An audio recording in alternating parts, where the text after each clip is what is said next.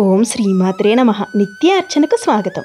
సోమాపురం అనే ఊరిలో శివయ్య అనే వ్యక్తి నివసిస్తూ ఉండేవాడు.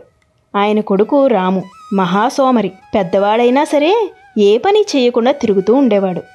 ఈ విషయంలో శివయ్య అతన్ని ఎన్నిసార్లు మందలించినా పట్టించుకునేవాడు కాదు. చేసేదేం లేక శివయ్య బాధపడుతూ ఉండేవాడు. ఒకరోజు సోమాపురానికి కాశీ నుంచి ఒక సాధువు వచ్చాడు.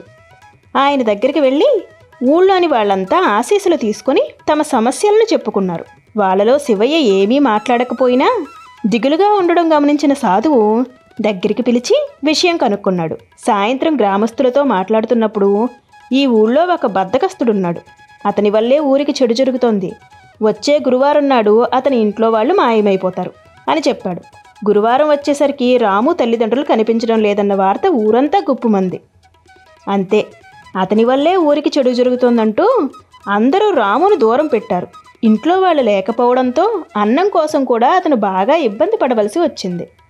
ఈ పరిస్థితిని భరించలేని రాము స్వామి కాళ్ళ మీద పడ్డాడు.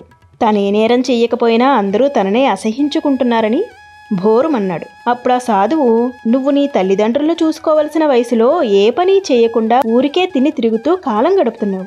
నీ బాధ్యతల్ని నిర్వర్తించకుండా ఉండడం నేరమే కదా అని అన్నాడు. దీంతో తప్పు తెలుసుకున్న రాము కష్టించి పనిచేయడం మొదలుపెట్టాడు. ఇప్పుడు తల్లిదండ్రులు తనను చూస్తే ఎంతో సంతోషపడతారు కదా అని అనుకుంటూ ఉండేవాడు.